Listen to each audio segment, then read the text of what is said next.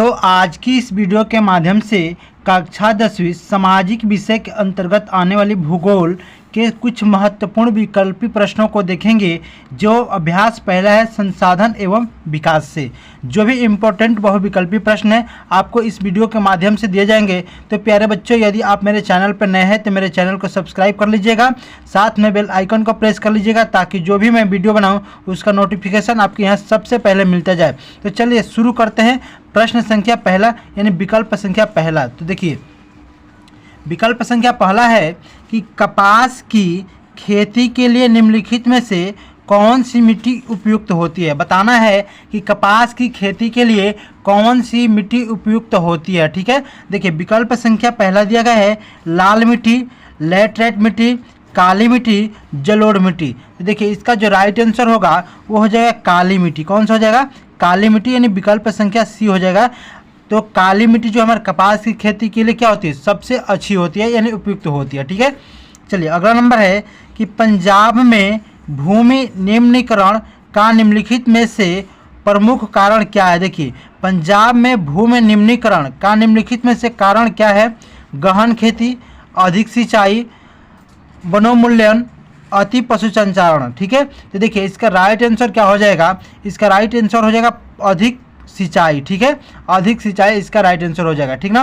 तो प्यारे बच्चों, जैसे कि आप देख पा रहे हैं कि जो प्रश्न है 2024 और 2023 दोनों सालों में पूछा गया प्रश्न है। ठीक है, इस प्रकार से हमें लगता है कि 2025 में भी ये प्रश्न पूछा जाएगा, इसलिए आप इस प्रश्न को बिल्कुल तैयार कर लीजिएगा और इसको इम्पोर्टेंट प्रश्न नोट कर लीजिएगा। ठीक है, अगला नंबर है कि सुपानी की खेती। सुपानी खेती किस राज्य में की जाती है? पंजाब में, हरियाणा में, उत्तराखंड में, उत्तर प्रदेश में। देखिए जो सुपानी खेती होती है ना वो उत्तराखंड में की जाती है। कहाँ पे? उत्तराखंड में की जाती है। और ये प्रश्न भी देखिए 2024 में और 23 में आया हुआ है, यानी इंपॉर्टेंट प्रश्न ये हर साल पेपर में पूछा जा रहा है। ठीक ना। चलिए अगला नंबर है कि निम्न में से कौन सा अजैविक संसाधन है। देखिए अजैविक संसाधन बताना है कि कौन सा अजैविक संसाधन है। चट्टानें, पशु, पौधे, मछलियाँ। तो देखिए इसका राइट आंसर क्या हो जाएगा? इसका राइट आंसर हो जाएगा चट्टानें। ठीक है, तो प्यारे बच्चों अब इस प्रकार से हम चलते हैं अगले नंबर प्रश्न पे। देखिए अगला नंबर प्रश्न कह रहा है कि नंदा देवी पर्वत चोटी स्थित है। देखिए नंदा देवी पर्वत चोटी स्थित है कहाँ पे? जम्मू कश्मीर में, हिमाचल प्रदेश में, असम में या उत्तराखंड में। देखिए तो जो नंदा देवी पर्वत चोटी स्थित है वो उत्तराखंड में। कहाँ पे है? उत्तराखंड में है, यानी इसका राइट आंसर डी नंबर हो जाएगा। कौन सा? राइट आंसर डी नंबर हो जाएगा। और ये प्रश्न भी देखिए 2019 में आया हुआ है। ठीक ना।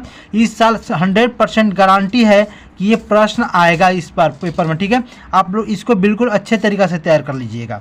अगला नंबर है पृथ्वी सम्मेलन का आयोजन कब हुआ?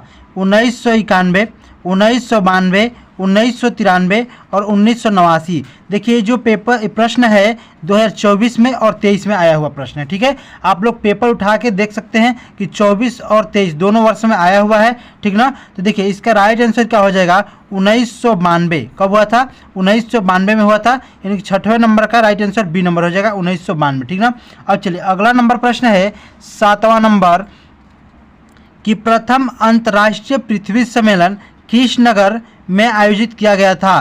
देखिए प्रथम अंतर्राष्ट्रीय पृथ्वी सम्मेलन किस नगर में आयोजित किया गया था। ये भी प्रश्न 24 और 23 दोनों साल में पूछा गया है और ये इम्पोर्टेंट प्रश्न भी। ठीक है, ये हर साल पूछा जाता है ऐसा प्रश्न। तो विकल्प है पहला न्यूयॉर्क, बी नंबर है रियो डी जेनेरियो, पेरिस, नई दिल्ली।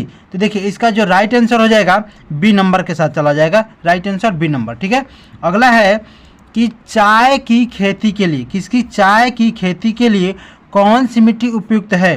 देखिए जो चाय की खेती के लिए लाल मिट्टी, जलोढ़ मिट्टी, पर्वतीय मिट्टी, लेटराइट मिट्टी। तो देखिए जो चाय की खेती होती है ना वो लेटराइट मिट्टी उसके लिए उपयुक्त होती है। ठीक है, कौन सी? लेटराइट मिट्टी उपयुक्त हो जाएगी, यानी इसका राइट आंसर डी नंबर हो जाएगा। ठीक है, चलिए अगला नंबर प्रश्न है 9 नंबर, निम्न में से किस प्रदेश में सीढ़ीदार खेती की जाती है। भाई बताइए कि किस प्रदेश में सीढ़ीदार खेती की जाती है। ठीक है, पंजाब, हरियाणा, गुजरात, उत्तराखंड। तो देखिए इसका राइट आंसर हो जाएगा उत्तराखंड हो जाएगा। कौन सा? तो उत्तराखंड में सीढ़ीदार खेती की जाती है। ठीक है, अब चलिए इसके साथ चलते हैं अगला नंबर प्रश्न पे कि निम्नलिखित में से किसकी अधिक मात्रा जलोढ़ मिट्टी में पाई जाती है? पोटास, चूना, फास्फोरस इनमें से कोई नहीं। देखिए जो ये विकल्प दिया गया है पोटाश, चूना और फास्फोरस, इनमें से किसी में भी जलोढ़ मिट्टी में जो किसकी अधिक मात्रा में जलोढ़ मिट्टी में पाई जाती है, तो किसी में नहीं पाई जाता है, यानी इसका राइट आंसर डी नंबर हो जाएगा। ठीक है, अगला है कि निम्नलिखित में से कौन सा जैव संसाधन है भाई, जैव संसाधन, लोहा, मत्स्य पालन उद्योग, तांबा, चट्टानें, तो इसका राइट आंसर क्या हो जाएगा, मत्स्य पालन उद्योग हो जाएगा। कौन सा, मत्स्य पालन उद्योग, यानी कि सी नंबर इसका राइट आंसर हो जाएगा। ठीक है, अगला नंबर है एजेंडा 21 का संबंध किससे है भाई, बताइए एजेंडा 21 का संबंध किससे है, ओजोन क्षरण से, जलवायु परिवर्तन से, वैश्विक तापमान से, अब देखिए सतत पोषणीय विकास से। तो देखिए इसका राइट आंसर हो जाएगा सतत पोषणीय विकास से, यानी कि डी नंबर इसका राइट आंसर हो जाएगा। ठीक है, चलिए अगला है कि लौह अयस्क किस प्रकार का संसाधन है, लौह अयस्क किस प्रकार का संसाधन है, नवीकरण योग्य, प्रवाह, जैव, अणुवीकरण योग्य। तो लौह अयस्क क्या है, अणुवीकरण योग्य है, इसका राइट आंसर डी नंबर हो जाएगा। कौन सा, डी नंबर हो जाएगा। ठीक है, चलिए अगला नंबर प्रश्न है कि उत्पत्ति के आधार पर संसाधनों का निम्नलिखित में से कौन सा वर्गीकरण सही है। देखिए उत्पत्ति के आधार पर संसाधनों का निम्नलिखित में से कौन सा वर्गीकरण सही है, केवल जैव, केवल अजैव, जैव और अजैव दोनों, उपयुक्त में से कोई नहीं, तो इसका राइट आंसर हो जाएगा जैव और अजैव दोनों हो जाएगा। ठीक है, दोनों में हो सकता है। ठीक है, तो इसका राइट आंसर सी नंबर हो जाएगा।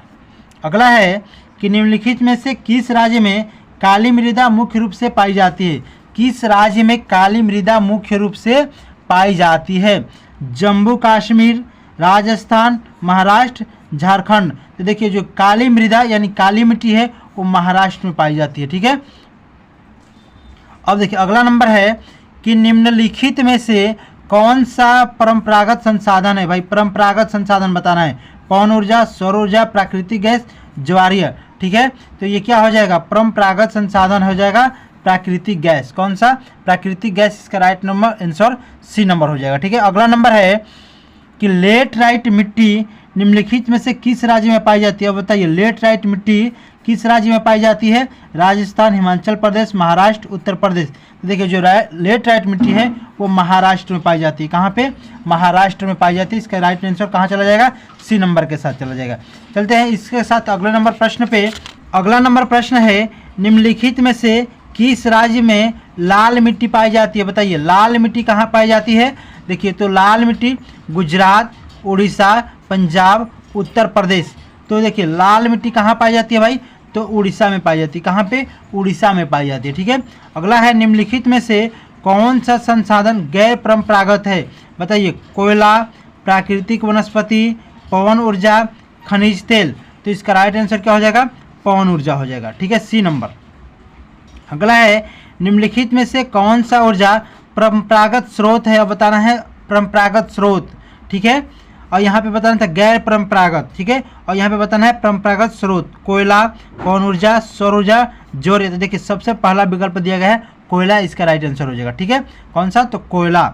अगला है निम्न में से कौन सा एक व्यक्तिगत संसाधन नहीं है, व्यक्तिगत संसाधन, बागान, चारागाह और भूमि खनिज संसाधन। देखिए तो जो बागान है ये व्यक्तिगत है, चारागाह और भूमि सभी व्यक्तिगत है, जबकि खनिज संसाधन क्या है, ये व्यक्तिगत नहीं होता है। ठीक ना, अगला है निम्नलिखित में से कौन सा नवीकरण योग्य संसाधन नहीं है। देखिए नवीकरण योग्य संसाधन नहीं है, पवन ऊर्जा, जल, जीवाश्म ईंधन और वन। तो इसका राइट आंसर हो जाएगा जीवाश्म ईंधन, सी नंबर के साथ चला जाएगा इसका राइट आंसर। ठीक है, अगला है लाल पीली मिट्टी पाई जाती है, बताइए लाल और पीली मिट्टी कहाँ पाई जाती है, दक्कन के पठार में, मालवा प्रदेश में, ब्रह्मपुत्र घाटी में, थार रेगिस्तान में। देखिए इसका राइट आंसर क्या हो जाएगा, इसका राइट आंसर हो जाएगा दक्कन के पठार में हो जाएगा, दक्कन के पठार में। और अगला नंबर प्रश्न है निम्नलिखित में से कौन सा मानवकृत आपदा है, मानवकृत, भूस्खलन, बाढ़, रासायनिक विस्फोट, चक्रवात। देखिए ये जो है तीनों ए, बी और डी ये मानवकृत नहीं है, जबकि सी नंबर मानवकृत है, रासायनिक विस्फोट। ठीक है, तो प्यारे बच्चों इस प्रकार से आज हमने पूरे 24 बहुविकल्पीय प्रश्न को हल किया है। आपको कितना प्रश्न पहले से आता था और आपने कितना प्रश्न अभी अभी सीखा है, ये एक बार आप कमेंट करके बता दीजिएगा आप कितना स्कोर कर पा रहे थे। ठीक है, तो बच्चों ये रही आज की हमारी वीडियो। यदि हमारी वीडियो आपको अच्छी लगी हो तो चैनल को लाइक करें, सब्सक्राइब करें और अपने दोस्तों में शेयर जरूर करें। मिलेंगे अगली वीडियो के साथ, तब तक के लिए जय हिंद, जय भारत।